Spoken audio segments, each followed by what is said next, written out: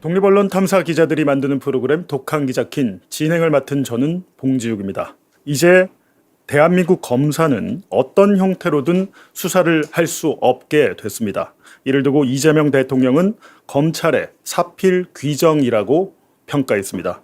사회적 강자를 봐주고 조작 수사를 일삼은 정치 검찰은 어떠한 사과나 반성도 내놓지 않았습니다. 이런 가운데 대다수 언론은 검사 수사권을 뺏으면 사회적 약자가 피해를 보고 나라가 망할 것처럼 떠들어대고 있습니다. 그렇다면 과연 실체적인 진실이 뭔지 지금부터 하나씩 따져보겠습니다. 독한 기자 킨 지금부터 시작합니다.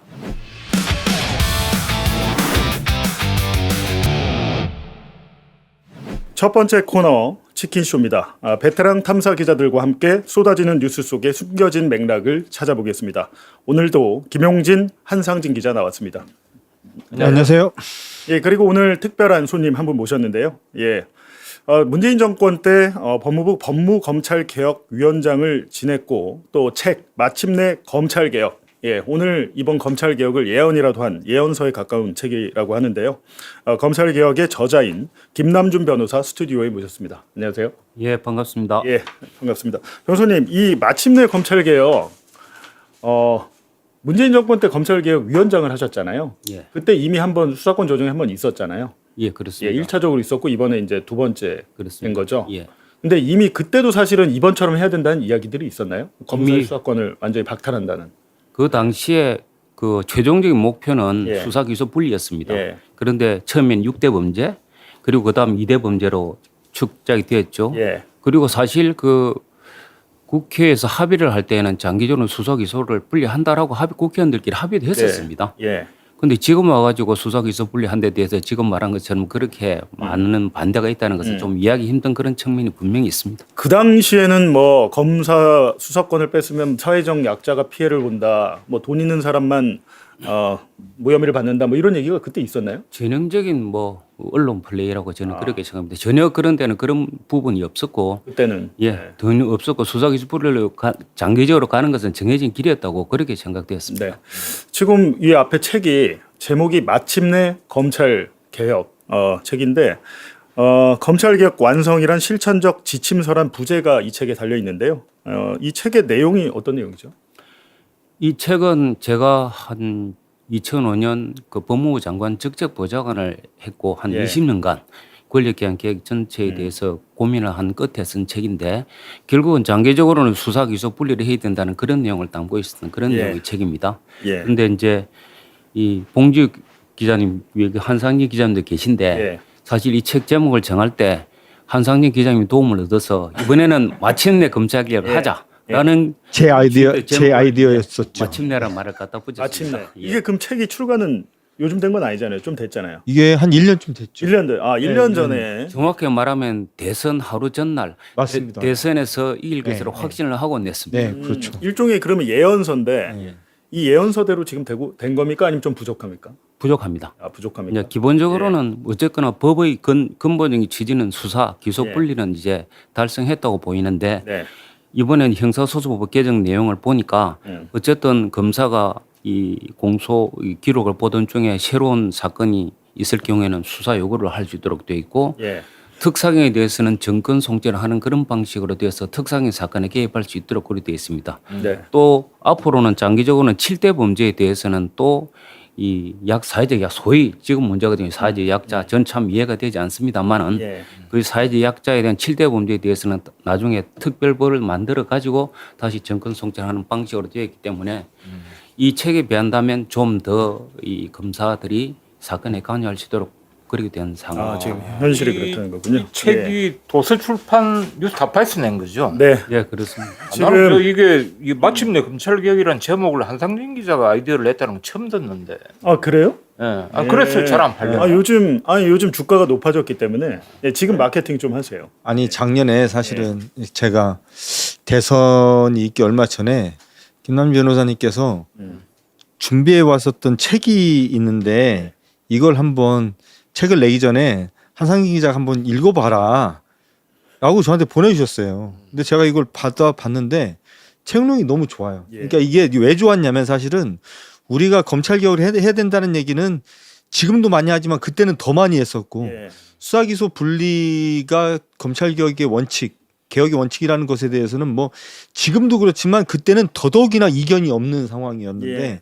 제가 이 책이 좋았었던 이유는 뭐냐면 사실은 검찰 개혁이 지금까지 계속 여러 번에 걸쳐서 민주정부가 들어섰을 때마다 계속 검찰 개혁이 논의 테이블에 올라왔는데도 불구하고 계속 좌초했었던 어떻게 보면 실패기를 다루는 거예요. 그러니까 왜 노무현 정부의 검찰 개혁이 실패했고 왜 문재인 정부의 검찰 개혁이 미완의 완성으로 끝났고 그럼 우리가 앞으로 뭘 해야 될 것이냐라는 것에 대해서 담고 있는 책이어서 사실은 이 현장에서 검찰 개혁을 20년 넘게 다뤄오신 분이 어떻게 보면 본인의 실패기, 본인이 그동안 달성하지 못했었던 것을 자기 고백서처럼 이렇게 쓰고 있는 책이라서 네. 제가 그게 읽으면서 제가 너무나 좋았고 오히려 좋았고 그래서 제가 뭐 이거 딴 데 가서 책 내지 마시고 그냥 뉴스타파에 내십시다 해서 제가 그냥 얼른 갖고 왔는데 예. 문제는 책이 나온 다음에 뭐 이런저런 이유로 제가 마케팅을 잘 못해가지고 예.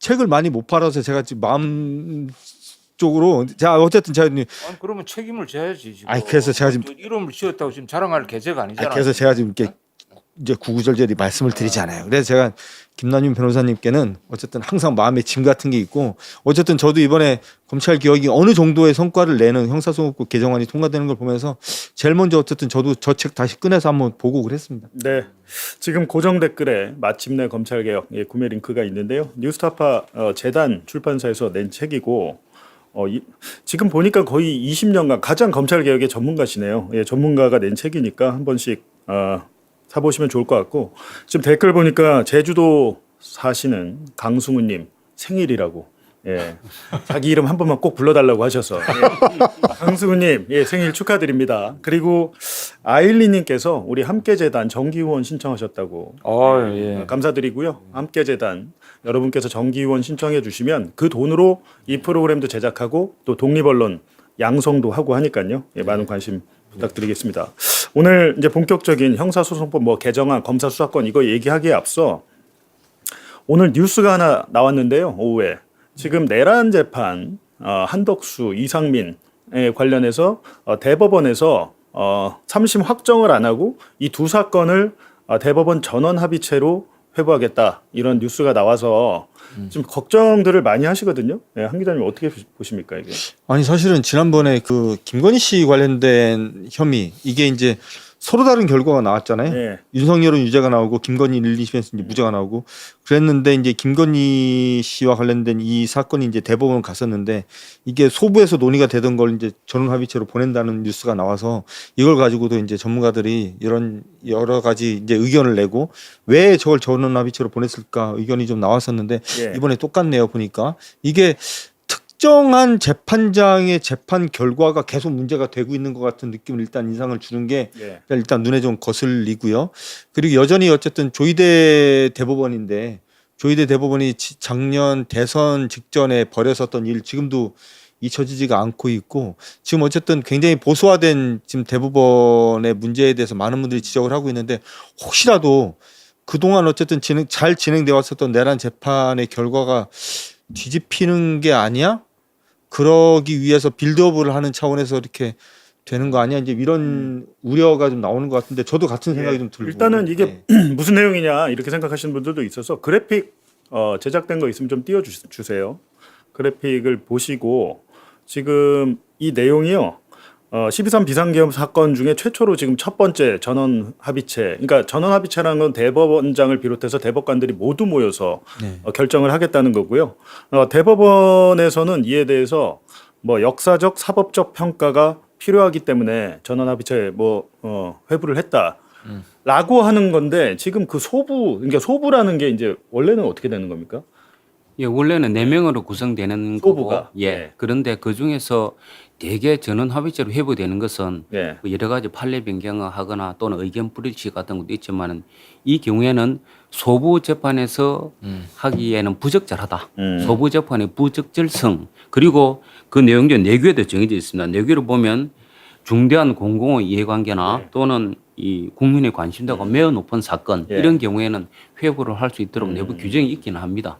그런데 다만 그 특정한 사건만이 계속 간다는 것에 네. 대해서는 사실 우리가 이 좀 관심을 가지고 어떤 의심의 눈으로 보아야 되지 예. 않을까 하는 그런 걱정을 하고 있습니다. 아니 근데 대법원은요 무슨 형량을 따지는 게 아니고 법리나 판례를 잘 지켰냐 안 지켰냐 요거만 따지는 거잖아요. 법률심이라고 예, 하던데 그렇습니다. 지금 이게 형량에 관한 건 일단 아닌 거죠. 당연히 아닙니다. 근데 저거 뭐 무죄취지 파기환 송은 할 수 있는 거죠 무죄로.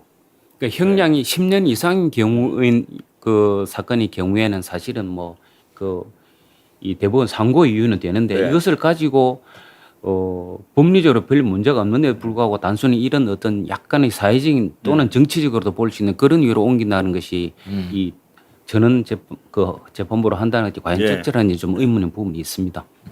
한덕수가 1심에서 징역 23년인데 2심에서 징역 15년으로 이제 8년 감형이 됐고요.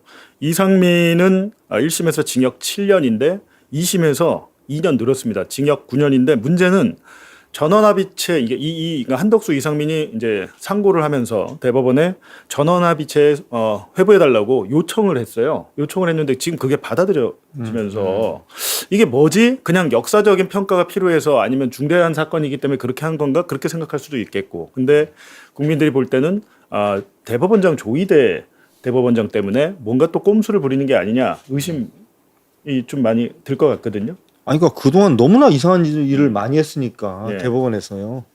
의심을 안 할 수가 없죠.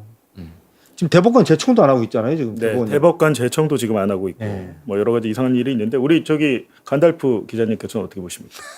아니 뭐 예. 변호사님이 좀 전에 이야기하셨다시피 사건의 뭐 중대성이나 뭐 이런 것들을 볼 때 뭐 절차적으로 이게 잘못됐다고 딱 집어 말하기는 그렇지만 이게 이제 우연도 자꾸 반복되면 뭐 이상해지지 않습니까? 네. 그런 일이 이제 뭐 지난번에 이제 뭐 김건희 건 뭐 이것도 이제 그렇고 이번에도 그렇고 이게 유독 이제 국민적 관심사가 있는 사건을 소부로 원래 이제 계획이 돼 있다가 다시 전원 합의체로 이제 옮기고 이런 것들은 그동안에 이제 여러 뭐 수상한 일도 많이 저질렀고 지금 이제 뭐 취지를 워낙 또 수상하니까 국민들로 하여금 이제 불필요한 그 걱정 뭐 이런 것들을 이제 끼치는 그런 과정이 아닌가 그렇게 생각이 됩니다.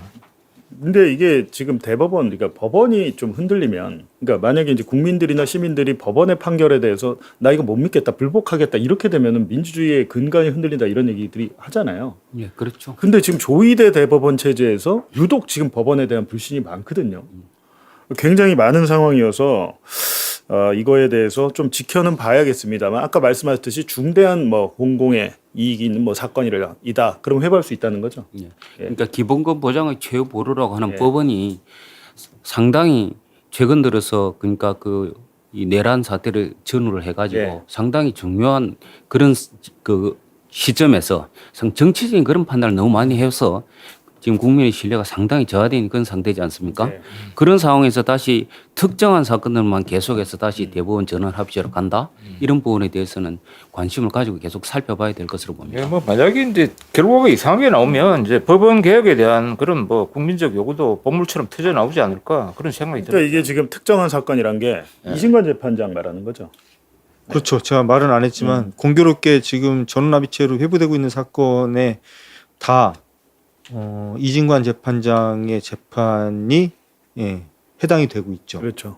김건희의 이제 뭐 도이치모터스 사건 그게 2심에서 이제 징역 4년이 됐는데 김건희가 명태균 무상 여론조사에 대해서는 1심, 2심 다 무죄가 나왔거든요. 근데 그 후에 이진관 재판장이 윤석열과 명태균에 대해서는 징역형 실형을 내렸습니다. 그래서 그거에 대해서는 혹시 대법원에서 전원합의체에 넘어간 이유가 그 김건희가 무죄 받은 부분에 대해서 김건희가 정치자금법상 정치인에 해당되느냐 안 되느냐 이걸 따져보려고 하는 게 아니냐라는 예측이 있었는데 그것과 별개로 이거는 내란 재판인데 지금 유독 이진관 판사가 다 1심 판결을 내렸던 사건들이라서 많은 분들이 좀 걱정을 하는 것 같습니다.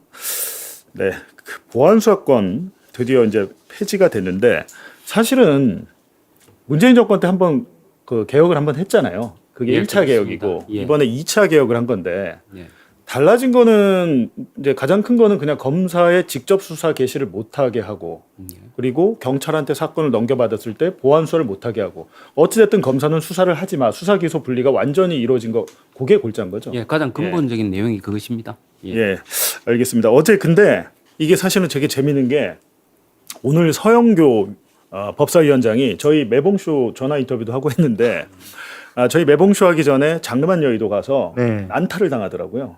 난타를. 왜? 그냥 뭐 거기서 이제 진행자들하고 네. 패널들이 이번 이 개혁안에 대해서 굉장히 비판적, 의심의 눈초리로 질문을 쏟아내는데 하나 되게 이상한 것은 사실은 국회는 법안을 만드는 데고 이 법안을 국민들에게 쉽게 설명하고 이해를 시키는 거는 정부 일 아닌가요? 그렇죠. 예. 네. 정부의 일인데 법무부 장관 자꾸 사표 쓰겠다 그러고 그만하고 싶다라고 하는 가운데 이런 일이 있었는데 정성호 장관의 발언이 계속 논란입니다. 일단 청와대 이재명 대통령은 계속 고생하라고 뭐 얘기를 했다고 하는데 관련 발언 잠깐 들어보겠습니다.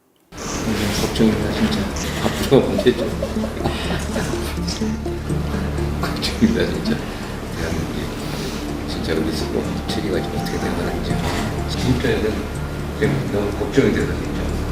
지금 내가 나중에 답이라고 문제가 너무 많이 나오거든요. 한 사람도 수사 시작돼야 되는데 진짜 많은 헌법 개정 과정을 보면서 빛의 속도를 진짜 한 입장에 있으니까 제가 내는 공부하고 있고 조문 하나 바꾼데도 다 그래서 이게 무슨 뭐 완전 이렇게 바뀌었어요. 스님이 몇번 가보세요. 예. 사실은 이게 이런 것 때문에 사실 국민들이 많이 혼란스러워하거든요. 지금 국회는 어찌됐든 개정안을 통과시키고 국무회의에서 이제 통과까지 됐는데도 불구하고 이제 법무부 장관이 계속해서 문제 제기를 하고 있는데요. 빛의 속도로 형사소송법이 개정된 것은 처음이다. 빛의 속도는 맞습니까? 그러니까 저 말부터가 아주 잘못됐죠. 사실 지난번에 국회에서 어떻게 이야기했었습니까? 작년 추석 전까지 통과시키자 그러지 않았습니까? 맞아요. 네. 근데 그때보다 지금 거의 10개월 가까이 늦어진 네. 것 아닙니까? 네. 빛의 속도가 아니라 너무 느린 거북이 속도로 개정이 된 거죠. 그리고 한 가지 더 말씀드리고 싶은 것은 지금 저렇게 그 말하고 있는 내용이 저런 그 방송 기자들이나 또 그 카메라에 녹화되는 거 알고 저렇게 이야기한 건가요?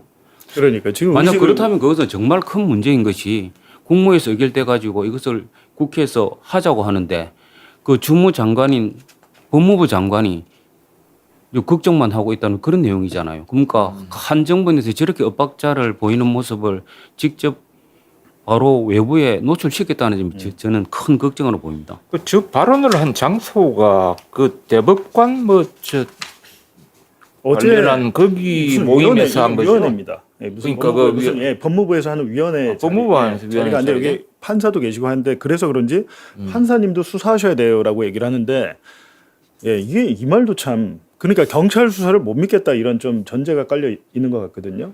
예, 판사님도 수사를 하셔야 돼. 근데 프랑스의 판사는 수사를 한다면서요? 아 그거는 약간 개념이 다른 것이 수사를 하는 수사판사가 예. 검사 대신으로 있는 거죠. 아, 수사판사가 예, 수사판사라는 게 프랑스는? 예. 따로 있습니다. 근데 우리는 그런 제도는 없잖아요. 우리는 완전히 다 제도가 다르죠. 근데 예전에 제가 취재할 때 한 번은 선고를 내리려다가 관련해서 저희가 막 보도를 하니까 이 판사님이 선고를 연기하고 직권으로 현장 조사를 나가더라고요. 그런 것들은 할 수 있는 거죠, 판사들이. 판사는 예. 어쨌든 자기가 최후로 판단해야 되는 사람이기 때문에 직권으로 증거 조사를 할 수 있고 증거 직권주의가 조사를 지배하는 영역이죠. 근데 지금 저렇게 하는 말과는 개념은 다른 게 이 경찰이 수사를 제대로 못할 거고 그리고 검사가 그래서 수사를 못하니까 할 수 없이 판사가 모두 수사해가지고 결정해야 되지 않냐 그런 취지인 것 같습니다. 지금 말하는 내용은. 근데 저렇게 말을 하면 경찰 수사를 아예 이 제도 개혁을 아예 신뢰하지 않는다는 이야기가 되니까 참 문제가 있는 태도라고 보입니다. 저는. 근데 왜 저런다고 보세요? 원래 작년까지만 해도 이런 일이 없었는데 올해 막상 법안을 개정하려고 보니까 안 된다, 수사권 남겨둬야 된다, 뭐 난리가 났잖아요. 지금 뭐 좀 전에 이제 그 장면을 보면 예.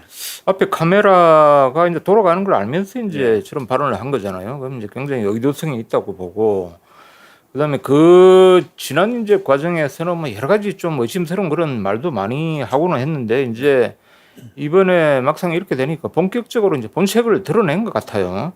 원래 이제 이게 뭐 보안 수사권을 폐지하고 이런 데 대한 마음이 없다는 거죠. 근데 법무부 장관이 이제 그런 마음을 가지고 있다는 거는 뭐 이 정부가 그렇다고 또 볼 수밖에 없는 거 아니겠습니까? 근데 이게 이제 여러 가지 여론이나 또 국회에서 뭐 이런 걸 입법하려는 동력 때문에 밀리고 밀려서 여기까지 이제 온 것 같은데, 그럼 이제 앞으로 일종의 저주를 하는 거예요. 저주를 하고 있죠. 저주죠. 지금 이제 이 법안이 이제 통과시켰다. 내 의도 하고는 달리 통과를 시켰다. 그러면 앞으로 너희들이 책임져라. 그런 이야기를 이제 일단 먼저 던지는 거고, 자기는 이제 알리바이를 만드는 거죠. 알리바이를. 아, 나는 여기에 대해서 책임이 없다 이런 거를. 굉장히 이제 저 국무위원으로서 그다음에 이 법 이제 이쪽에 주무장관으로서 굉장히 무책임한 그런 발언이다. 뭐 이렇게밖에 볼 수 없을 것 같아요. 그러면 이게 사실은 교체를 해야 될 것 같은데 대통령은 지금 교체할 생각이 없고 어찌됐든 지금 공소청 중대범죄수사청 출범해서 안정화될 때까지는 그냥 유지가 될 것 같거든요. 뭐 담당 장관이 저런 입장인데 당연히 뭐 책임을 없든지 해야 근데 되는데. 이게 그게 아니라 이 법안 하나 통과됐다고 뭐 어떻게 되는 게 아니라 뭐 관련 법령이 190개다. 뭐 이런 얘기가 있어요. 규정, 규칙까지. 그래서 그거를 할 일이 많고 법무부가 해야 될 일이 가장 많을 텐데 반대하는 입장에서 그 일을 할 수 있을까 싶은데요. 그러니까 제가 그 지난주인가 지난주인가에도 그런 얘기를 했었는데 사실은 정성호 장관은 올해 초에 국회에 나와서 이재명 정부의 검찰은 다릅니다. 그 발언으로 저는 저분은 사실은 법무장관의 자격을 저는 잃었다고 보는 면인데, 사실은 그 당시에 이게 정상적으로 작동되는 정부고 국회였다면 저런 정도의 발언을 내놓는 사람에 대해서 장관을 그만두게 했어야 됩니다. 지금 어쨌든 우여곡절 끝에 그 수사와 기소를 완전하게 분리하는 형사소송 개정안이 국회를 통과하고 지금 국무회를 통과했는데, 지금 앵커 말씀하시는 것처럼 그것과 관련돼서 지금 우리가 추후에 해야 될 법안 정리 등 뭐 해야 될 일이 이제 산더미인데, 그걸 해야 될 중요한 위치에 있는 그 주무장관이 어쨌든 국무회를 통과한 법안에 대해서 사실상 비토를 하는 얘기를 공개적으로 저렇게 대놓고 했다라는 거는 저는 굉장히 심각한 문제고, 저분은 저는 장관 그만하셔야 된 거다. 이게 검찰 개혁을 위해서가 아니라 이재명 정부를 위해서도 저분은 저 자리에 계속 있으면 안 된다는 생각을 저는 이 들 정도예요. 마침내 검찰 개혁에서도 그 옛날의 과정에 대해서 쓴 적이 있습니다. 예. 문재인 정부에서 왜 이렇게 정권 초기가 아닌 자꾸 중간에 넘어가 가지고 뭐 사법농단 사태 수사하고 계속 뭐 법원 이제 적폐 수사하고 그러면서 수사를 오래 하지 않았습니까? 그러면서 문재인 정부도 검찰 개혁이 늦어지면서 점점 검찰의 우위를 뺏겼거든요. 지금 사실은 이재명 정부는 이 정부와 이 행정부와 입법부를 모두 장악한 상태이기 때문에 작년에 만약 했더라면 이런 논란 발생하지 않았을 겁니다. 지금 사실 우위가 잘 넘어가고 있는 것 같습니다. 그러면 당시에 양승태 뭐 대법원 사법농단 수사하고 한 게 그 윤석열이 하지 않았습니까? 예, 그렇습니다. 그러니까 어떻게 보면 윤석열이 뭐 여러 가지 수사를 막 했었잖아요. 환경부 수사도 하고 뭐 여러 가지 수사를 했었는데 그것 자체가 당시에 그 뭐랄까요, 검찰 개혁 관련이 있다라고 보시는 거죠. 상당히 관련이 저는 있다고 봅니다. 그러니까 시작은 윤석열 정부의 그러니까 박근혜 정부의 적폐 수사, 예. 그다음 사법농단 수사를 시작했고 중기를 넘어가면서부터는 지금 말한 환경부 수사라는 그런 쪽으로 이 정권을 바로 향했던 것이죠. 과거 경고를 그렇게 많이 했는데도 사실 중요한 적기를 놓쳐서 그렇습니다. 근데 만약에 그때 공식이라면 사실은 또 저 검찰이 수사권을 계속 갖고 있다면 이재명 정권을 상대로 또 수사를 시작할 수도 있었던 거잖아요. 아 그럼요. 지금 그런 그런 일은 뭐 상황인데 계속 그런 것들에 대한 생각은 잘 안 하나 봅니다. 그리고 이제 계속해서 얘기 나오는 게 자료 7번 보여주시면 이 부분이 사실은 민주당도 잘 방어를 못하는 지점이거든요. 예, 결국은 이 개정안 검사 수사권 뺏겨서 사회적 약자들이 부담이 많이 되고 피해를 본다라고 해서 사건 처리가 지연이 되고, 이게 중앙일보 기사에서 이제 발췌된 그래픽인데요. 사건 처리가 한없이 지연돼서 피해자들이 피해를 볼 것이다. 그리고 돈 없는 사회적 약자들은 변호사비가 없어서 더 벌을 크게 받을 것이다. 그리고 경찰 통제 장치의 실효성이 있는지가 의문이다. 이 세 가지가 이제 크게 계속해서 이제 논의가 되고 있는데 사회적 약자 부분 이 부분은 어떻게 보십니까? 글쎄요, 사회적 약자하고 검사가 수사권을 가지는 거 저는 무슨 상관이 있는지 전혀 모르겠습니다. 그러니까 이게 계속 연기를 시키는데 예. 그쪽에도 주장하는 내용을 들어보면 경찰이 잘못 수사한 것을 한 번 더 어느 다른 기관에서 보여야 할 필요가 있는 게 예. 아닌가 하는 그런 정도로 이제 주장할 내용이 해석이 되거든요. 근데 실제로 예를 들어 보면 뭐 대표적인 게 김학의 사건인데 그때 여성 피해자 두 분이 검찰에 직접 고소를 했는데도 수사를 하면서 진술이 신빙성이 없다는 쪽에 해가지고 결국 모두 무혐의 처분하지 않았습니까? 예. 그러니까 자기 조직의 이익과 부딪힐 때는 그냥 피해자 보는 게 아니라 자기 조직이 우선입니다. 어디든 간에. 그것은 경찰의 문제와 검찰의 문제가 아니라 그냥 조직의 그런 문제거든요. 오히려 이번 형사소송법 개정 과정에서는 그런 의견이 많이 반영돼 가지고 피해자에 대한 거 예를 들어 뭐 검사 면담권이라든지 그리고 피해자에 대해 특별한 보호를 하기 위한 다른 법을 만든다 하는 그런 방식으로 오히려 피해자 보호는 더 강화될 것이라고 보입니다. 그러니까 이게 사회적 약자가 갑자기 이제 튀어나왔는데 검찰이 원래 사회적 약자를 이렇게 많이 생각을 해왔나요? 아니, 그러니까 저는 사실은 최근에 이 검찰의 보안 수사권이라는 문제를 가지고 거의 국론이 지금 나눠질 정도로 예. 지금 혼란이 심한데 저는 이 상황을 보면서 사실은 개인적으로 굉장히 좀 혼란스러운 게 저도 그래도 나름 20년 넘게 사건 기자 생활을 하면서 수도 없이 많은 사건 취재를 하고 경찰들, 검사들 뭐 수사하는 것도 제가 지켜보고 거기 또 뭐 때로는 거기서 이제 소스를 받아서 기사도 쓰고 했는데 제가 그렇게 살면서 제가 그냥 갖고 있었던 상식은 뭐였냐면 첫째, 대한민국 검사들은 보통의 의리가 말하는 형사사건 99.9%가 넘는 사건들에 대해서 보안 수사를 안 했었어요, 지금까지. 거의 안 하죠. 경찰이 가지고 오면 그거 가지고 판단해서 그냥 기소하고 안 하고 그냥 결정만 했었습니다. 이거를 만약에 좀 더 너희들이 수사를 더해가지고 여죄를 좀 캐라 이런 말하면 아마 검사들이 다 이상한 사람 취급했었을 거예요. 예. 자기들 그런 거 안 했어요. 그런 거 지금까지. 그리고 대한민국에서 벌어지는 범죄의 99.9%를 사실은 경찰이 지금까지 수사를 다 해왔습니다. 자기들은 그냥 도장 찍는 사실상 수사기소 분리가 현장에서는 상당 부분 돼 왔어요. 검찰이 자기들의 의지를 가지고 수사하는 사건들은 정해져 있습니다. 언론이 관심 갖는 사건. 그 나름 뭐 저기 사회적으로 파장이 좀 있을 것 같은 사건, 고위직 공무원이나 재벌이나 뭐 공직자들과 관련된 사건 이런 사건들이에요. 본인들이 언제부터 이렇게 일상적으로 벌어지는 형사 사건들에 대해서 수사를 그렇게 열심히 해왔는지. 그래서 저는 제가 지금까지 20년 넘게 봐왔었던 현장과 최근에 들어서 이 검찰에 대해서 검찰 수사권을 지켜야 된다고 얘기하는 분들이 하는 얘기들이 예. 너무 괴리가 심해서 저는 일단 혼란스러웠고 그래서 저는 심지어는 이게 도대체 어떤 약간 역병같이 이렇게 이런 식의 좀 그 이데올로기가 좀 퍼지고 있는 현상까지 느껴지는데 저는 그게 이해가 안 되고 제가 한 말씀만 좀 더 드리면 좀 전에 변호사님께서도 말씀을 하셨지만 우리가 피해자를 보호해야 된다. 이건 뭐 틀린 말은 아니죠. 무조건 그래야 되는 겁니다. 근데 그게 경찰이 수사를 하고 경찰에게만 수사를 맡겨놓으면 피해자 보호가 안 된다. 그래서 피해자 보호를 하기 위해서는 경찰이 한 수사를 검사가 한번 들여다보게 해야 된다. 아니 근데 저는 그 과정에 인과관계가 전혀 납득이 잘 안 돼요. 검사들이 경찰 수사를 한 번 더 들여다보면 피해자에 대한 보호가 되나요? 지금까지 그런 사례를 제가 단 한 번도 본 적도 없고 오히려 피해자를 보호하기 위해서는 경찰이 피해자를 보호할 수 없을 것 같은 상황이라면 피해자 보호를 하기 위한 경찰 수사에 관여할 수 있는 어떤 제도적 장치 같은 게 필요한 거지. 그거를 검사가 한 번 더 들여다본다고 해서 피해자 보호가 된다라고 주장하는 분들의 말을 저는 이해가 안 되기 때문에 사실 이해가 안 되는 말에 대해서 반박할 때 제일 곤란한 거잖아요. 예.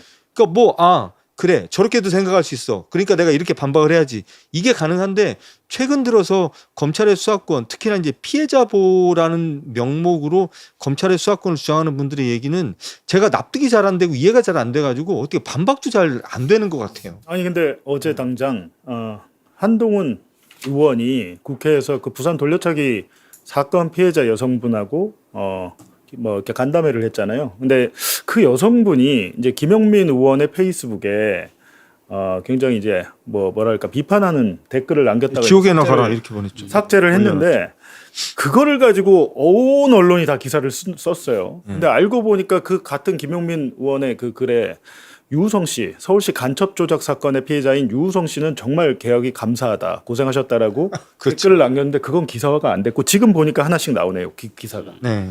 이런 것들이 좀 이상하다라는 겁니다.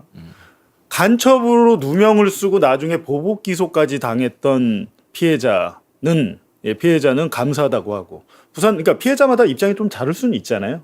근데 거기에 대해서 그런데 사실은 부산 돌려차기 사건은 검사가 보안 수사로 한 것도 아니던데 보니까 예. 2심 재판 진행 중에 그렇죠. 그렇습니다. 예. 예. 2심 재판 진행 중에 피해자 본인이 주장하고 또 언론에 기사가 나오고 하면서 그 도중에 재판이 진행되는 도중에 이제 혐의가 바뀐 공소장이 변경된 그런 거였더라고요. 근데 이분에 대해서 뭐랄까 국민의힘이나 이쪽에서 이분을 좀 이용하는 게 아닌가라는 생각이 들거든요. 예. 이분을 좀 이용하는 게 이용하는 아닌가. 부분도 예. 있을 것이고 일단 이 사람이 그 속해 있는 조직에서 어떤 사람이 예를 들어 경찰이 아주 처리를 잘할 수도 있고 또 좋은 검사가 있어서 사건을 잘 처리할 수도 있는 것이잖아요. 근데 개별 사건을 두고 이야기하자면 끝이 없습니다. 그렇죠. 예. 그러니까 검찰이 잘한 것도 있고 뭐 경찰이 잘한 것도 있겠죠. 지금은 그런 문제가 아니라 검찰 조직을 앞으로 어떻게 권한을 남용하지 못하게 하는 그게 가장 중점이 되는 부분인데 예. 가장 본질적인 부분을 놓치고 어떻게 보면 아주 개별적 사건을 가지고 꼬리가 몸통을 흔드는 그런 방식으로 지금 이야기가 진행되고 있는 것이라고 보면 될 것 같습니다. 제가 볼 때는. 그리고 사실 예 우리가 지금 이제 검찰의 보안 수사권 그다음에 뭐 오늘도 우리 이제 화제에 올랐지만 뭐 이런 이제 부산 뭐 돌려치기 사건이라든지 아니면 큰 틀에서는 이제 사회적 약자를 위해서 뭐 검찰 보안 수사권이 필요하다. 그런데 이런 프레임에 우리가 이런 이야기를 하는 것 자체가 프레임에 말려든 것 같아요, 사실은. 뭐 이제 그 뭐 조지 레이코프라고 막 코끼리는 생하지 마 이런 이제 어떤 인지와 프레임 뭐 이런 데 대한 이제 책이 있지 않습니까? 근데 이걸 의도적으로 이제 보안 수사권이라는 이런 이제 단어, 사실 보안 수사권이라는 게 공식적인 명칭도 아니잖아요. 예. 근데 그걸 가지고 우리가 자꾸 이야기를 하게 되는 거야. 그다음에 이제 지난번에 문재인 정부에서는 뭐 사회적 약자 이런 것들이 검찰 개혁 과정에서 나온 이야기가 아니잖아요. 네. 근데 이거를 이제 어느 누가 꺼내고 그런 이제 분명히 의도를 가지고 이제 발화자가 있겠죠. 그런 것들이 계속 이제 퍼지고 하면서 이게 우리도 이제 그런 이야기를 하고 있는 거야. 사회적 약자를 꺼낸 이게 문제가 있다고 이야기하는 것 자체가 우리가 그 프레임에 이제 말려간 거죠. 그래서 오늘 이야기는 이제 사회적 약자 이런 거는 여기까지만 하고 우리 이제 더 프레임에 말려가지 말자. 예. 그런 말씀을 하시려면 지금 동접이 한 4만 명 정도 되면 아, 그래요? 예. 그렇게 하면은 이제 프레임 아젠다 세팅을 하면서 나갈 수 있는데 400명 이런 데는 이런 이야기 지금 하면 안 저희가 돼요. 아직 프로그램이 약해가지고 네. 아젠다 세팅이 안 됩니다. 안 되기 때문에 좀 안타깝고요. 근데 결국에는 지금 사실은 이런 혼란은 소위 말하는 진보 언론에서도 자료 8번 보여주시면 진보 언론에서도 이제 수사 못하는 검사가 구속영장 신청을 하는 것 자체가 모순 조항들이 많다라고 하는데 이거는 사실관계가 좀 아니라고 하더라고요.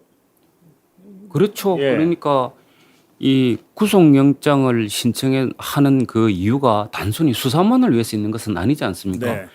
그러니까 지금 만약 형사소송법이 개정이 되면 이 기소하기 위해서 기록을 검토하고 또는 필요한 경우는 보안수사 요구를 해야 되지 않겠습니까? 네. 그걸 위해 가지고 구속을 하는 것이고 또 판사들의 경우에도 사실은 구속영장을 2개월 단위로 계속 갱신해서 1심은 6개월 할 수 있지 예. 않습니까? 재판하기 위해서 구속을 하는 거죠. 네. 그래서 이게 그 수사만을 위해서 구속한다는 그런 장 프레임을 만들고 있는 거라고 보면 될 것 같습니다. 그러니까요. 이게 한겨레 기사인데 말씀하셨듯이 검사가 수사를 안 하니까 영장 청구를 하는 게 안 맞아라고 하면 말씀하셨듯이 판사는 그러면 어떻게 하냐라는 반론이 나올 수 있잖아요.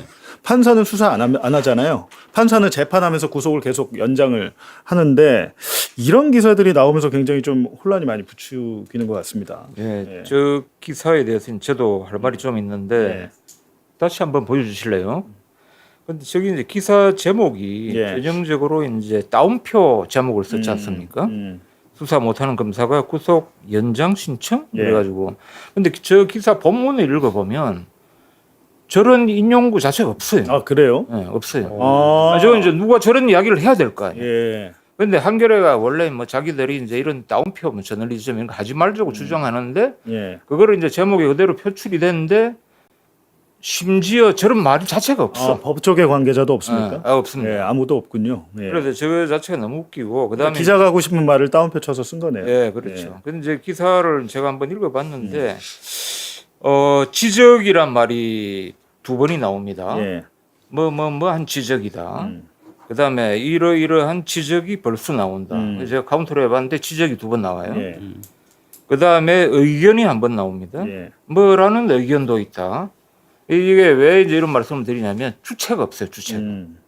자기가 하고 싶은 말을 뭐 의견이 나온다, 지적이다, 뭐 이런 걸로 이제 이야기를 하는 거야.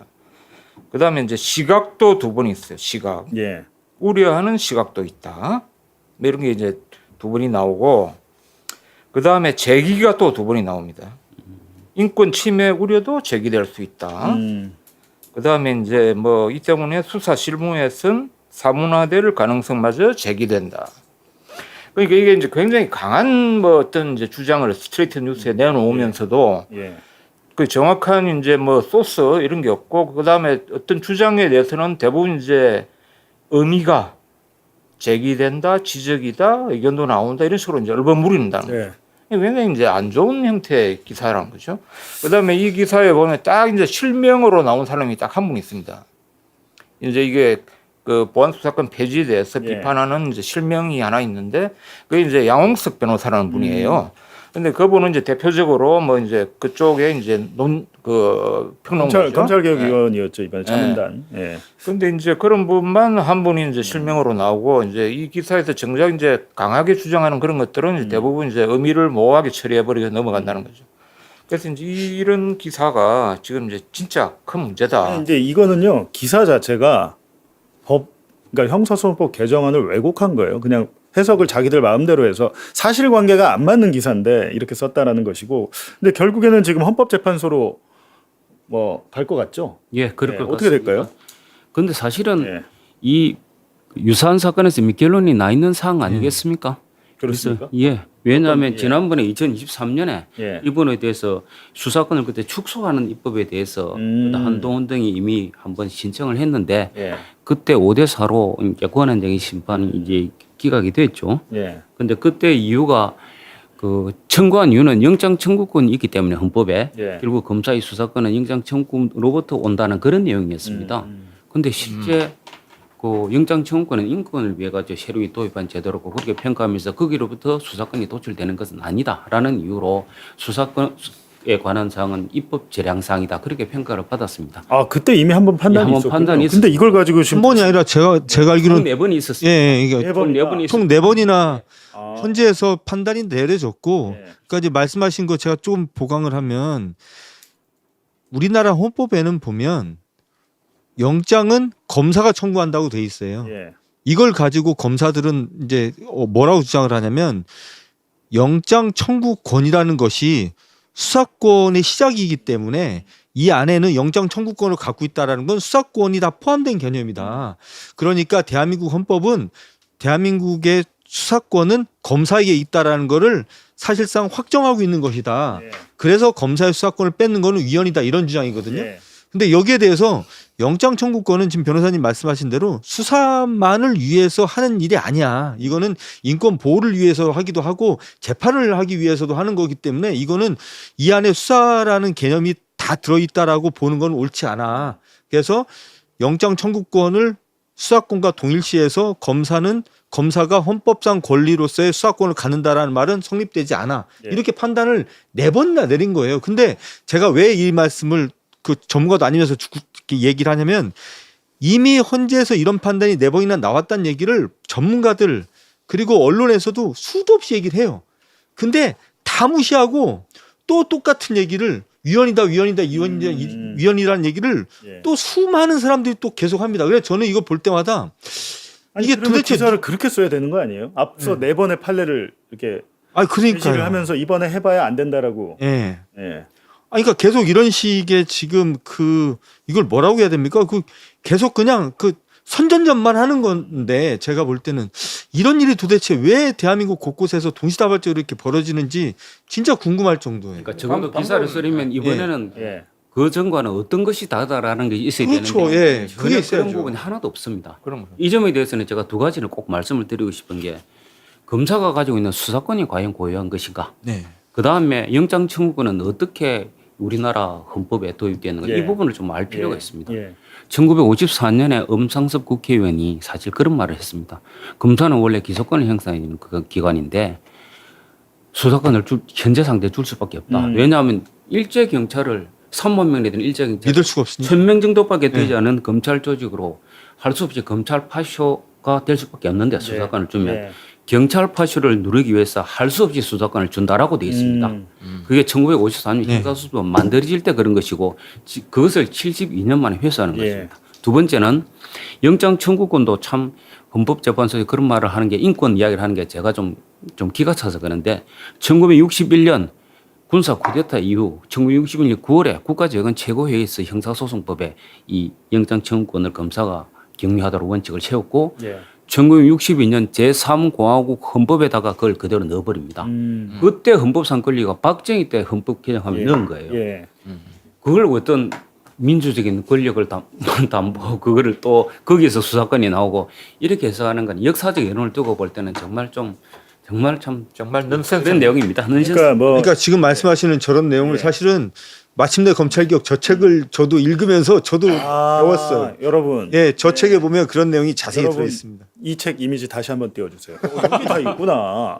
아니, 이런 것들을 좀 읽고 그 정치 패널들이 네. 이런 책을 읽고 나가서 좀 떠들어야 되는데 아니, 저도 이런 저쪽에- 역사적인 맥락을 네. 모르고 떠드니까 이제 좀 설득력이 약한데 자료 9번 보여주시면 이미 기사 자체가 이렇게 나옵니다. 검사 영장 청구권 침해 헌재서 판가름. 근데 앞서 이미 4번의 판단이 다 나왔는데도 불구하고 이런 기사를 또 재탕 삼탕을 하고 있다는 거죠. 근데 뭐 가봐야 어렵겠네요. 안 되는 거네. 근데 영장 이제 여기서 주장하는 건 뭐냐면 검찰의 그냥 주장 아닙니까? 수사를 한 사람이 검사가 직접 청구를 할 수 있어야 되는데 수사를 못 하다 보니까 검사가 직접 청구는 못 하고 경찰이 신청한 걸 받아서 검토해서 대리 청구를 하는 것이다. 직접 못 한다. 직접 하려면 수사권이 있어야 된다. 이런 논리잖아요. 그렇습니다. 예. 그러니까 수사권이 없으니까 직접 청구를 못하고 경찰이 신청한 것을 하는 것이죠. 그런데 그 과정에서도 영장이 잘못되어 있으면 기각시킬 수도 있는 것이니까 예. 그 과정에서 경찰의 수사권에 대한 강력한 통제 장치로 작동을 하고 있는 겁니다. 예. 앞으로도 할 겁니다. 뭐 이런 것들이 사실은 경찰 수사의 통제 장치네요. 예. 그리고 강력한 또 통제 장치입니다. 다른 나라는 이 경찰이 직접 대부분 영장을 뭐 그렇게 하더라고요. 일본도 그렇고. 일본도 그렇게 하고. 일본은 구속영장만을 제외하고 나머지 그렇죠. 예. 예. 그리고 저는 이 대목에서 꼭 하고 싶은 얘기가 있는데 또 최근엔 또 그런 주장을 막 하잖아요. 이번에 어쨌든 수사 기소를 분리하면서 검찰에는 경찰에 대해서 보안 수사를 요구할 수 있는 권리를 줬잖아요. 예. 그러니까 이제 어떤 주장을 하냐면 지금까지도 보안 수사 요구권이 있었는데 이게 실효적으로 집행되는 거를 본 적이 있느냐? 집행 안 된다. 보안 수사 요구한다고 해가지고 경찰이 제대로 말 듣냐? 그리고 이거 뭐 요구하는 게 실효성이 없다 이런 얘기를 계속 하는데 제가 진짜 너무 답답한 게 그동안은 검찰이 보안 수사를 할 수 있는 수사 권한이 다 있었잖아요. 예. 예를 들어서 지금까지는 어떤 식이었냐면 검사들이 보안수사 요구를 해. 말 잘 안 들어. 그러면 더 그거를 보안수사 요구 안 합니다. 왜냐하면 지가 수사하면 되니까. 그래서 보안수사 요구했는데 만약에 제대로 안 돌아가면 욕 한마디 하고 자기가 수사해버렸어요. 지금까지. 예. 이게 이제 안 되면 이제는 검사가 보안수사 요구라는 걸 가지고 이제 경찰의 수사를 통제할 수밖에 없는 상황이 되면 예. 열심히 하겠죠. 그러니까 과거하고 지금이 수사의 체계 자체가 달라졌는데 과거의 체계를 기준으로 과거에도 안 됐으니까 앞으로도 안 될 거다라는 걸 전제로 깔면서 이번에 수사기소 분리가 잘못됐다고 주장하는 목소리가 막 나오는데 진짜 저는 이게 그러니까 계속 제가 말씀을 드리지만 이게 모르고 저런 주장을 한다고 저는 안 느껴지고요. 예. 알면서도 저는 저런 주장을 계속 한다고 느껴져요. 그러니까 검찰의 수사권을 지켜야 된다라는 이유 하나로 저는 그래서 지금의 논의가 더 안 좋은 방향으로만 자꾸 흘러가는 게 아닌가? 뭔가 생산적인 논의가 안 되는 게 아닌가 이런 생각이 자꾸 들어요. 그리고 뭐 이제 사실은 근데 그렇다면 여태까지 검사들이 보안 수사를 얼마나 했냐라고 보면 100건 중에 한 건 정도 아닙니까? 안 합니다. 예. 아까 말씀하셨듯이 자기들에게 뭐 승진에 도움된다거나 정치적으로 개입하거나 뭐 다 그런 건 아니겠습니다만은 나머지 99건은 보안 수사 요구를 해서 경찰들이 다시 해가지고 올린 것들 아니에요? 그렇습니다. 소위 말하는 네. 체리 피킹이라 이야기를 하죠. 네. 딱 자기 하고 싶은 거 딱 찍어가지고 하고 빛나는 거. 예. 그리고 보안 수사 요구를 한 내용도 보면 뭐 제대로 보안 수사 요구를 하는 경우도 있겠지만은 어떤 경우는 이 두 면으로 복사하는 거 한 면으로 복사해 올리라 뭐라든지. 네. 근데 자기 사건만 숫자 줄이는 거 있잖아요. 예. 보안 수사 요구를 이 추한 형태로 하지 않고 결정 형태로 해버리면 자기가 갖고 있는 사건 수에서 사건이 줄어들어버리거든요. 이제 그런 식으로 보안 수사 요구가 사실은 아주 다르게 된 경우 있는데 개정법에서는 보안 수사 요구를 아예 문서로만 하도록 돼 있고 네. 이행 기한을 정해서 하도록 돼 있고 한 번 예. 연장 가능하고 그런 식으로 되어 있기 때문에 이제 수사를 안 하면 그런 방식이 아주 자리에 잡게 됩니다. 한상 기자님 굉장히 잘 지적해 줬습니다만은 현행 법에 있는 징계 요구 조치라는 그런 부분 같은 것도 제대로 안 하면 활용될 것이고 예. 그렇죠. 활용할 필요가 없었습니다. 왜냐하면 자기가 하면 되죠. 있었다. 혹은 검사의 소추 재량권을 현저히 일탈하는 이 두 가지 경우에 있어서는 판사가 공소기각을 할 수 있다라는 두 가지 항목이 이번에 추가가 됐는데요. 이거는 그냥 너무 당연한 얘기 아닌가요?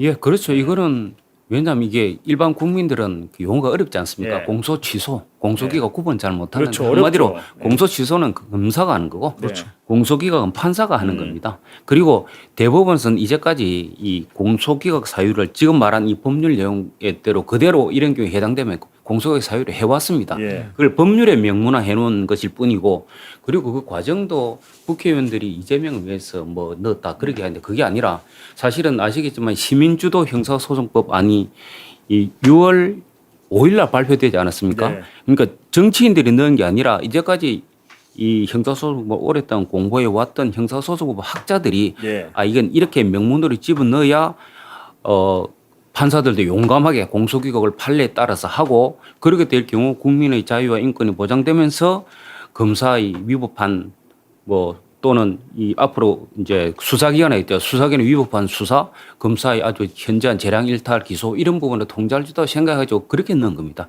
즉 정치와 이재명과 관계없는 내용입니다. 아니 이거는 그냥 재판부에서 계속해서 이런 사유들로 인해서 공소기각을 해왔기 때문에 그런 판례들을 법안에 넣은 거고 사실은 제가 볼 때는 또 훨씬 더 구체적으로 넣거나 오히려 그 검사의 공소 취소해야 되는 부분을 더 강화했어야 되는 거 아닌가요? 구체적으로? 공소 취소 부분은 뭐 정치적인 오해도 있는 것이고 원래 공소 취소할 수 있는 부분은 형식적으로 있어가지고 그렇지만은 이 공소기각 부분에 대해서는 법원에서도 좀 명문화 주기를 요구를 해왔던 그런 거죠. 그렇죠. 이번에 법원에서 동의를 했다고 그러더라고요. 이 부분에 대해서. 이게 사실은 공소기각 이 문제는 최근에 이제 대장동 사건에 관련 사건으로 권순일 전 대법관 사건이 수사를 1년 이상 받았고 재판을 2년 이상 받은 뒤에야 공소 기각 결정이 났어요. 제가 이제 이걸 보면서 그 판결문을 좀 보고 그동안 이 권순일 대법관 관련된 사건이 수사와 재판이 어떻게 진행된지 쭉 보면서 참 저는 많은 고민이 좀 들던데 사실은 이제 변호사님 말씀하셨듯이 이게 법원에서도 어떤 사유가 되면 공소 기각을 해야 된다라는 이걸 명문화시켜 달라라는 요구가 많았더라고요. 전 잘 몰랐는데. 그리고 실제로는 현장에서는 이런 사례들이 저는 없다고 생각했는데 꽤 있었어요. 보니까 공소기각. 근데 문제는 뭐냐면 대한민국은 우리나라 지금 사법체계는 재판을 할 만큼 실컷 다 해놓고 공소기각을 하는 경우가 굉장히 많습니다. 거의 다 그렇죠. 근데 사실은 대부분의 공소기각 관련된 논란이 있는 사건들은 대부분이 검사의 수사권 밖에 있는 사건을 검사가 수사했다거나 아니면 위법 증거를 단서로 재판이 청구가 됐다거나 이런 경우가 대부분이더라고요. 제가 볼 때. 이런 건 사실은 재판 초기에 판사가 봐서 이거는 그 공소기각 사유가 있다고 생각이 들면 재판 초기에 사실은 공소기각을 해주는 것이 피의자에게도 그리고 이 행정 낭비라는 측면에서 저는 굉장히 바람직한데 오히려 지금까지 안 됐던 게 문제입니다. 이걸 좀 더 강화해야 되는 것이고요. 심지어는 공소기각이 됐는데 그러니까 권순일 전 대법관 사건 그 판결문을 보면 공소기각 사유로 뭐라고 계속 반복적으로 있냐면 검사의 불법적인 수사라는 표현이 계속 반복적으로 들어가요. 근데 저는 오히려 이걸 보면서 공소기각이 된 게 문제가 아니라 그럼 이렇게 불법적인 수사를 벌여가지고 공소기각 결정이 나왔고 이 과정에서 3년 넘게 행정력을 낭비하게 만든 검사에 대해서는 처벌 안 합니까? 저는 이런 생각이 들더라고요. 오히려 그런 것들을 우리가 좀 고민해서 이제는 법제화해야 되는 고민을 해야 될 단계가 아닌가. 지금 이거 갖고 싸울 때가 아니지 않냐. 예를 라는 들면- 생각을 저는 많이 예를 했어요. 들면 두 분 명예훼손 같은 경우도 뭐 엄밀히 따질 똑같습니다. 것도 없이 네. 그냥 권한 범위 밖의 수사하지 않습니까? 그러면 법원에서 봐가지고 권한 범위 아닌지 밖인지를 심리해서 증거 조사하지 않고 바로 공소개 해버리면 되는 건데 지금 상황으로는 증인이 100명도 넘는다고 그러고 그런 상황이면 5년 넘어 재판할 거 아니겠습니까? 그러면 나한테 나중에 5년 뒤에 공소기가 굉장히 이상하지 않습니까? 그렇죠. 그래서 네. 아주 실질적으로도 도움이 될 수 근데 있다. 공소 기각을 하면요. 다시 수사해서 기소를 다시 할 수 있죠. 할 수는 있는데 공소 취소, 검사가 공소 취소한 건 취소의 다시 경우에는 못하고. 중요한 증거를 발견해 가지고 할 수 아, 있고 예. 공소기각도 다른 뭐 있으면 할 수는 근데 이제 저는 이거 어떤 생각이 드냐면 그 쌍방울 사건, 대북송금 사건에서 김성태 쌍방울 회장이 처벌을 한번 그러니까 외환 그 밖으로 이제 800만 달러를 외환 반출한 걸로 혐의를 한번 그 처벌을 받았고 이재명 대통령 제3자 뇌물 때 또 이제 피고인으로 들어가서 기소가 됐는데 1심 수원지법의 1심 재판부가 이거는 이중 기소다. 두 번 처벌받는 거다 그래서 김성태 회장만 먼저 공소 기각을 했어요. 이거는 증거 조사를 안 하고 공판 시작됐습니다. 근데 이거를 검찰이 항소를 해가지고 2심 재판부가 공소 기각을 다시 취소했습니다. 그래갖고 지금 다시 재판을 받게 돼 있는데 이게 보니까 공소 기각이란 거는 1심에서만 할 수 있는 거죠. 2심에서도 할 수 있나요? 2심에서도 제가 알기로는 1심에서 해야 되고 예. 근데 문제는 항소심에서 공소 기각한 걸 다시 판단해서 네. 다시 원점으로 지금 돌아온 그런 상황입니다. 예, 원점으로 돌아온 상황인데 모르겠습니다. 말씀하셨듯이 이게 재판 초반에 하는 건 좋은데 항소심에서 다시 이걸 원점으로 돌려버리면 이런 것들도 기준이 좀 있어야 될 것 같습니다. 그냥 봤을 때는 너무나도 명백한 이중 기소거든요.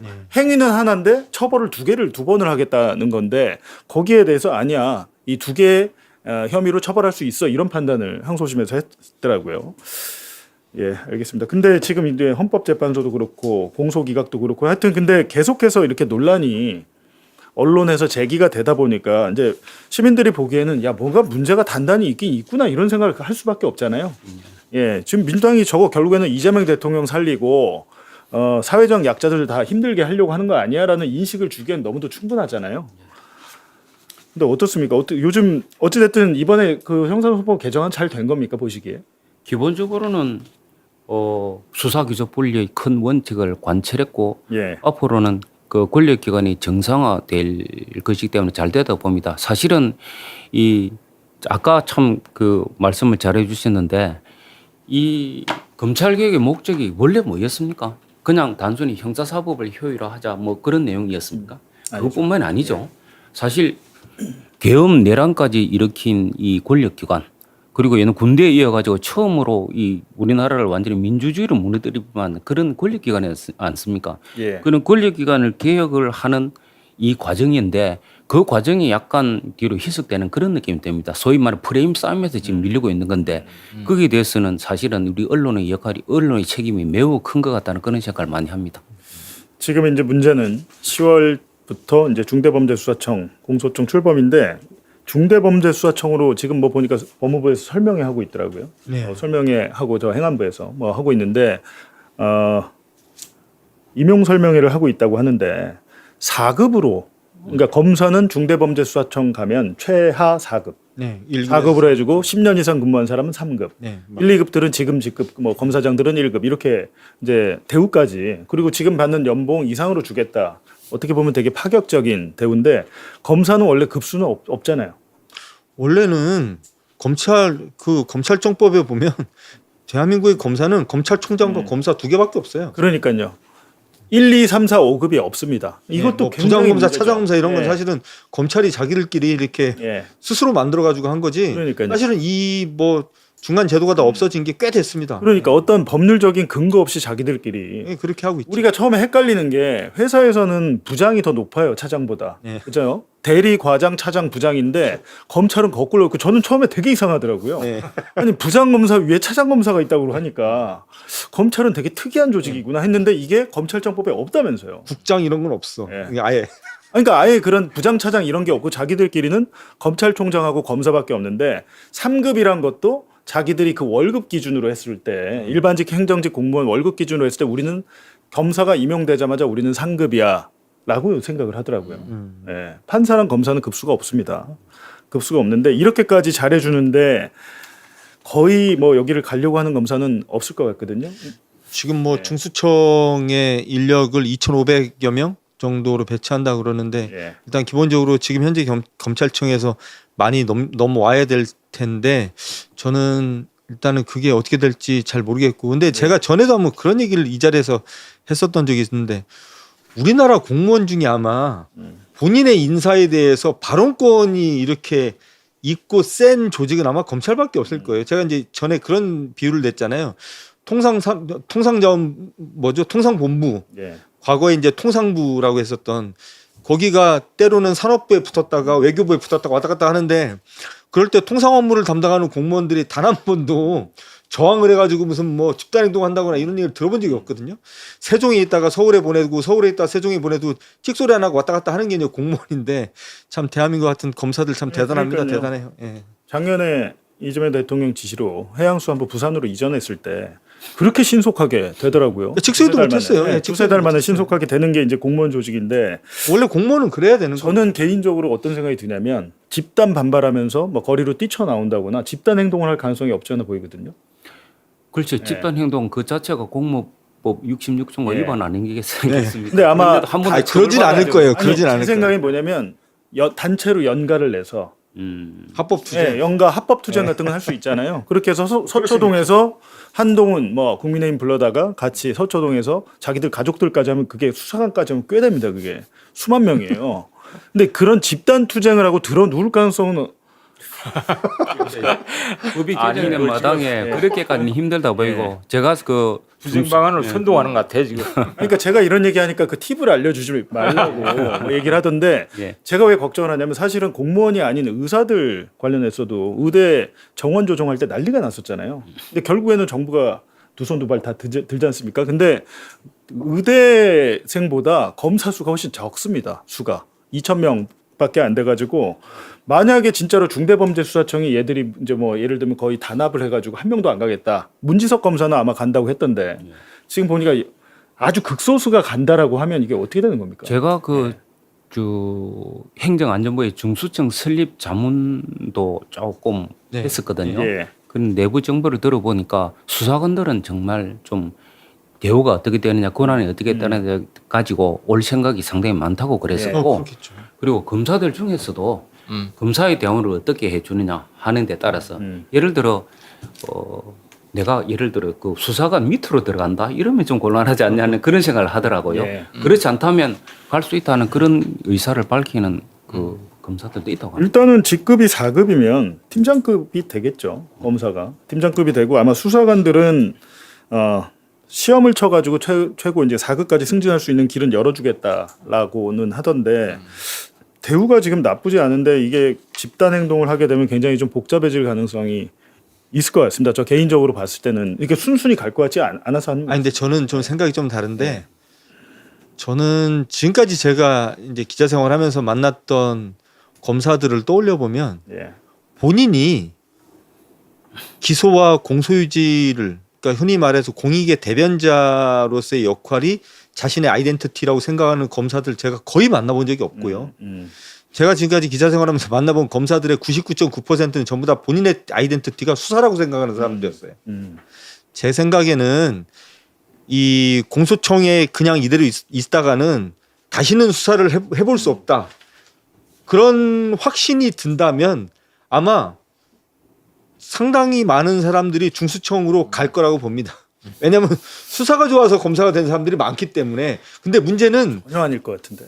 그러니까 문제는 예, 지금 대한민국 검사들 상당수가 지금 당장 이래도 정권이 바뀌고 세상이 달라지면 분명히 내가 있는 이 공소청 수사권 정도를 손에 쥐게 되고 그걸 이용해서 내가 과거의 수사권을 누리는 사람이 될 수 있을 거라는 기대를 하게 되면 저는 절대 중수청 안 가겠죠. 그래서 중요한 건 뭐냐면 지금 어쨌든 국무회의를 통과해서 법이 이제 시행이 되긴 됐지만 어쨌든 보안 입법을 정리하는 과정에서도 이제 대한민국에서는 검사는 수사하지 않는다라는 원칙이 다시는 바뀔 수 없다라는 거를 이 정부가 나서서 정확하게 알려주는 거 이거를 이해하고 인정하도록 검사들을 강제하는 것 이게 저는 지금 무엇보다 중요하다. 그것만 된다면 저는 중수청 공수청 할 수 있다. 예, 만드는데 저는 큰 문제가 아니 없지 근데 않겠나. 이거를 꼭 생각은. 선택권을 줘야 됩니까? 아니 공무원은 국가의 명령에 따라서 국민 세금으로 월급을 받는데 법까지는 정확히는 모르지만은 기본적으로는 이게 지원을 받고 안 그럴 경우에는 나중에 보낼 수도 있는 그런 형태로 그게 사실은 공무원은요 예. 통폐합을 할 때 왜냐면 부처 그러니까 정권 바뀔 때마다 부처가 통폐합되잖아요. 그때 업무 단위로 띄어서 갖다 붙이거든요. 그 개인의 소원 수리는 받지 않습니다. 그때 업무 단위로 수사면 수사 이렇게 이런 식으로 아니 그러니까 근데 새로운 기관을 만들면 그 이제 본인이 선택하는 그 정도는 줘야 되는데 하여튼 앞으로 이제 한 2달만 있으면 우리 이제 두 스타 의견이 이제 누가 이제 누구 말이 맞는지가 판가름이 날 텐데 나는 이제 그것보다는 이게 검사들이 수사를 자기들이 잘한다고 이야기를 많이 해왔잖아. 예. 근데 실제 중수청에 가서 이제 진짜 잘하는지 한번 봐야지. 아 여기 그러면 경찰도 있을 거고 검사 출신도 있을 거고 한데 실체가 드러날 수 있겠네. 과연 누가 잘하는가? 이제 그러니까, 한 2달 맞아요. 뒤에는 이제 판가름이 날 것 같아. 아니 제가 농담으로 예전에 그런 얘기를 한번 했었고 제가 변호사님하고도 사적으로 내가 이런 말씀 많이 드렸었는데 아니 세상을 생각을 해보세요. 지금 대한민국 이제 많은 분들이 경찰은 수사를 못한다, 검찰이 수사를 잘한다 이런 이제 환상들을 갖고 있는데 아니 생각을 해보시라고요. 영장 청구 권한을 오로지 검사만 독점하고 있는 나라에서 심지어는 검사가 경찰 수사에 대해서 사실상 지금은 없어졌지만 지휘권을 오랫동안 행사했었던 그런 나라에서 그리고 제가 전에도 한 말씀드렸지만 대한민국 검찰청에는 보면 검사와 수사관들만 있는 게 아니고요. 예. 대한민국 거의 대부분의 부처에서 본인들이 원하는 인력들을 다 파견받아서 굴립니다. 관세청, 국세청, 금감원 사람들이 와가지고 계좌 분석 같은 거 다 하고 사실상 수사 인력이나 마찬가지이게 활동을 하고 있어요. 그리고 대한민국 검사들 상당수가 대한민국 온갖 부처에 나가가지고 일을 하고 있습니다. 이런 정도의 정보력을 한 손에 쥐고 있는 검찰이니까 수사를 잘하는 것처럼 보이는데 사실은 검찰이 지금 누리고 있는 이 많은 권한들을 만약에 다른 기관에다 주면 아마 그 기관도 지금의 검찰보다 어쩌면 더 수사를 잘할 겁니다. 그래서 저는 그게 중요한 게 아니라 어떻게 하면 경찰이 됐든 검찰이 됐든 가지고 있는 권한을 계속 우리가 축소시키고 계속 감시할 수 있는 제도적 장치를 만드느냐 이게 사실은 더 중요한 겁니다. 뭐 수사를 잘하고 못하고는 제가 볼 땐 두 번째 문제인 것 같고. 예. 지금 이제 여러 가지 시민들이 걱정을 하는 게 사실은 우리는 언론을 통해서 사건을 보니까 지금 김영진 기자가 또 많은 분석을 해오셨는데요. 지금 보니까 언론 자체가 굉장히 불공정하게 기울어져 있네요. 예, 자료 14번 보여주시면요. 예. 네. 좀 설명을 해주시죠. 저거 이제 그 형사소송법 개정안이 본회의 통과된 게 지난 7월 31일이죠. 예. 그날부터 이제 오늘까지 그 언론의 이제 보도 태도를 이제 분석해 봤는데 네. 그 키워드는 이제 그냥 단순하게 형사소송법 키워드를 넣어서 이제 빅카인즈의 기사를 추출해 봤더니 1837건이 예. 관련 기사가 나왔는데 이 이제 형사소송법 개정안에 대해서 이제 부정적으로 보는 기사가 909건이 나왔습니다. 거의 그래서 절반이네요. 예, 약간 이제 긍정적으로 본 기사에 이제 2배 이상이 이제 나왔고요. 예. 근데 긍정적으로 이제 이게 뭐 나온 기사라고 해도 이게 실제 이제 진심으로 이제 긍정적으로 했다기보다는 뭐 그냥 이 여당 내 이제 주도 세력 그다음에 뭐 또 뭐 그런 분들의 이제 말을 인용하는 형태로 이제 한 거고 그렇게 보면 이제 대부분의 스트레이트 기사들이 예. 다 이제 부정적으로 뭐 기사를 뽑아냈다 이제 그러니까 이렇게 여기 지금 긍정이라고 나온 419건도 뭐 서영교 위원장의 말을 옮겼다든지 뭐 그런 김용민 거죠. 의원의 말을 옮겼다든지 그런 게 전달 보도에 불과했다. 예, 그렇고 뭐 평가 보도가 아니네요. 네. 예. 그다음에 이제 사설도 한 봤는데 예. 15번. 이제 15번. 이 그림도 재밌죠. 예. 사설이 이제 이게 형사소송법 개정과 관련해 가지고 그 닷새 동안에 이제 총 56건이 나왔습니다. 근데 56건 중에 무려 86%. 86%가 이제 이 개정 형사소송을 비판하는 또 비난하는 예. 이런 내용이었어요. 근데 뭐 잘 알다시피 이제 사설이 이제 그 언론사의 입장이지 않습니까? 그렇죠. 공식적인. 예. 대부분의 언론사가 다 이제 이번 개정안을 이제 비판하고 나섰다는 거고. 아, 저는 긍정하는 사설을 한 번도 못 본 것 같은데 14%가 어디 있지? 저기 보면 이제 저 파란색으로 돼 있는 거 있잖아. 아, 예. 그게 이제 있는데 저게 유일하게 한겨레 겁니다. 그 한겨레도 이재성 이제 굉장히- 논설위원, 네? 그 이재성 논설위원이나 그분 예. 칼럼이었고. 칼럼. 그건 예. 칼럼이고 이제 사설 중에 적극적으로 이제 이거를 뭐 지지하고 나섰다기보다는 앞으로 이제 일단 통과됐으니까 앞으로 잘 이제 해 나가는 게 중요하다. 뭐 이런 네. 식의 이제 사설이었는데 어쨌든 정말 놀랍지 않습니까? 대한민국에 굉장히 많은 언론사들이 있는데 일제히 이제 비판하고 나섰다. 그 다음에 뭐 16번 자료요. 16번 한번 볼까요? 이것도 보면 이제 이게 부정적인 비판적인 논조 아까 말씀드렸다시피 909건이지 않습니까? 여기에 보면 야당하고 이제 정치권의 비판을 이제 전달하면서 그런 예. 목소리를 낸 게 이제 309건이 되는데 여기에 상당 부분이 이제 한동훈이 아까 이제 뭐 이야기한 그런 부분이 있지 않습니까? 그걸 주로 이제 인용하면서 이제 비판적인 목소리를 증폭시키는 거죠. 뭐 여기도 보면 이제 기사 자체 근데 이게 비판 프레임 이것도 국회의원이 됐어도 이거 편집국장은 잘하네요.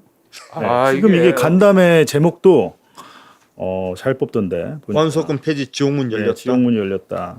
그 이제 기사 제목 한번 조선 보여줄까요? 보죠. 이제 한동훈이 그 이게 언제입니까? 어제죠. 어제입니다.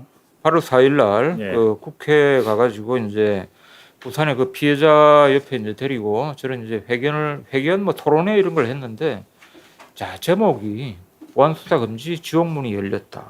응?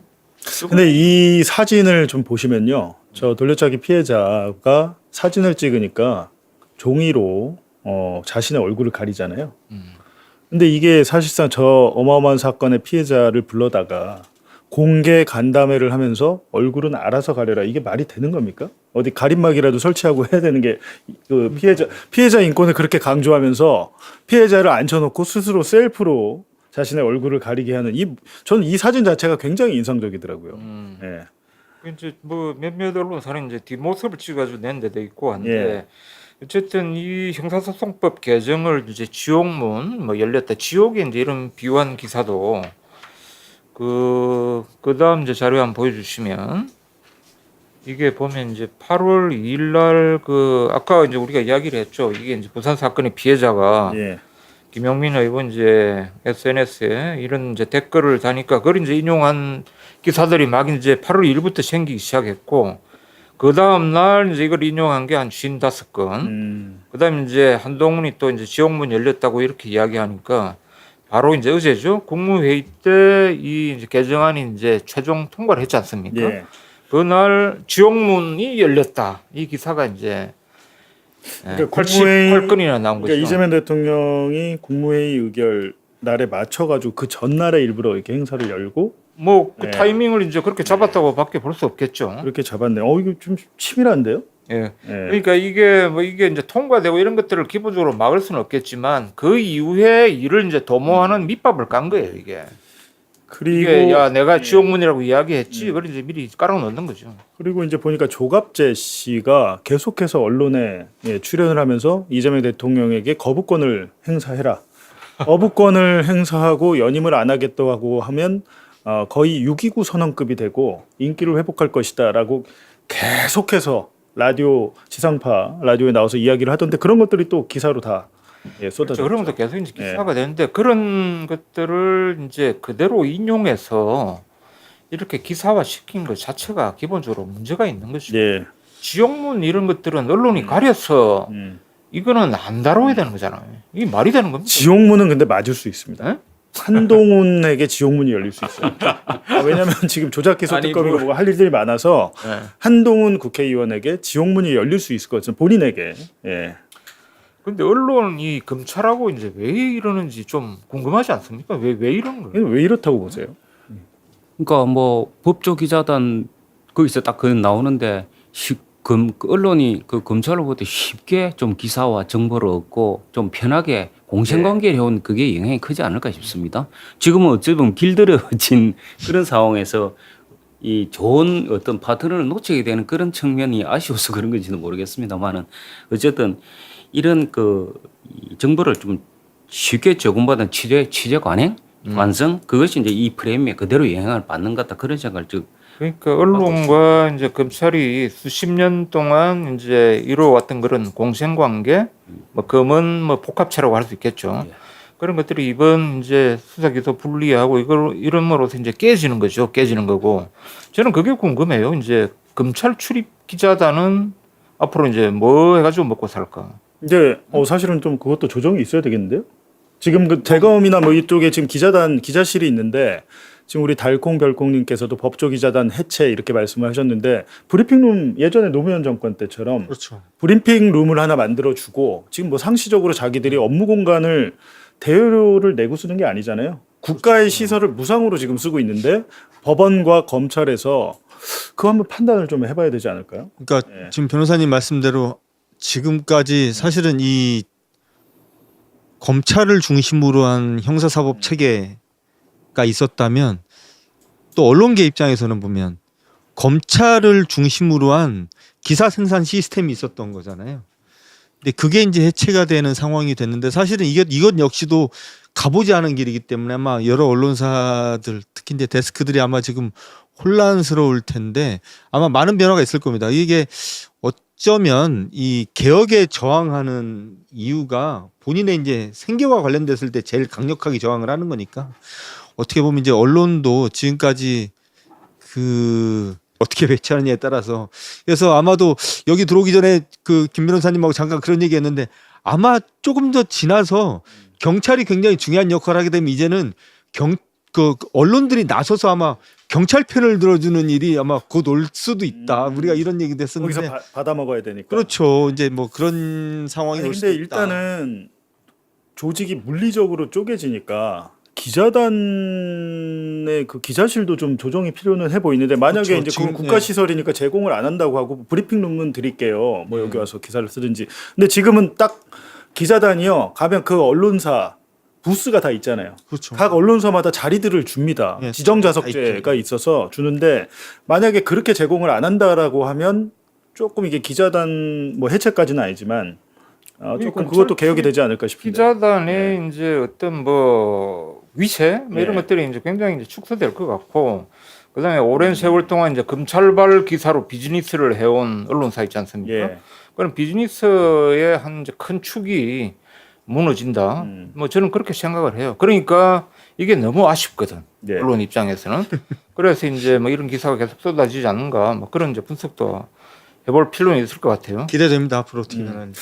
변호사님은 그게 예. 또 뭐 경찰 쪽으로 옮겨갈 수도 있겠죠 또. 근데 경찰도 사실 그 공간을 무상으로 그 기자단이 쓰는 공간이 다 무상입니다. 그게 국가 세금으로 운영되는 곳인데 경찰은 약간 예. 다를 수 있는 점이 지금 검사는 자기가 수사하고 기소를 다 하니까 예. 어떤 내용의 발표를 하더라도 피사실 공표에 걸릴 일이 없잖아요. 그렇죠. 근데 앞으로 중대문제수사청이나 국가수사본부 같은 경우는 그것을 의식하면서 할 수밖에 없는 왜냐하면 서로 견제되는 쪽이기 때문에 그래서 제가 볼 때는 장기적으로는 기자가 취재를 통해서 뭔가 더 얻어내는 게 많은 시스템으로 바뀌지 않을까 하는 생각도 듭니다. 그러니까 뭐 일방적인 브리핑이랄지 소스를 받아서 예. 하기가 쉽지가 않을 것이다. 좋은 일이네요. 예.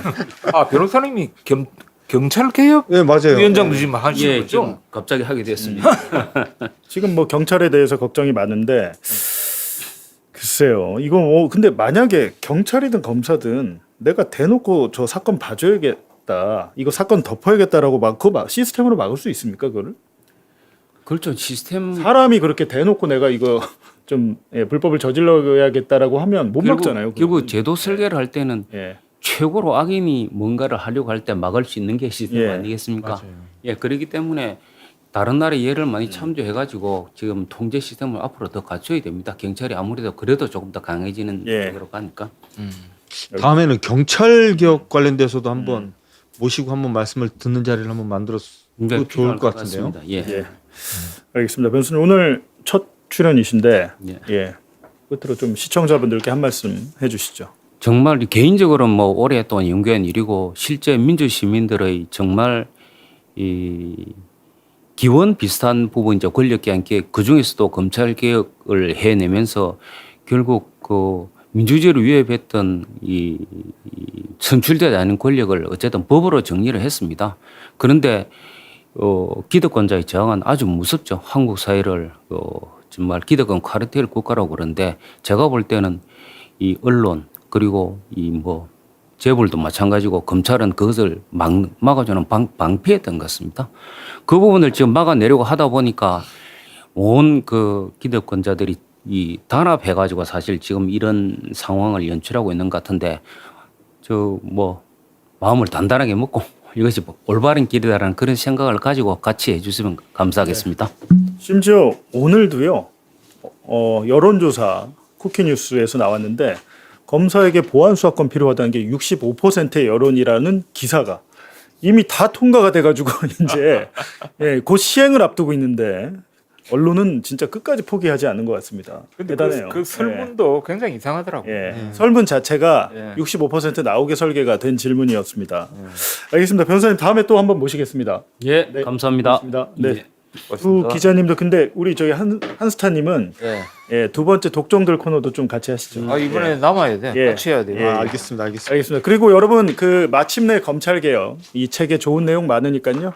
지금 고정 댓글에 아마 구매 링크가 있을 텐데 많은 관심 부탁드리겠습니다. 저희는 지금 끝난 거 아니고요. 이명성 기자가 독종들에 출연하니까 조금만 기다려 주시죠. 윤석열과 오세훈을 잡은 기자들이 이제 예. 다 나오네요. 윤석열 오세훈 잡으면 뭐합니까? 동접 500명인데 지금. 이게 힘듭니다. 알겠습니다.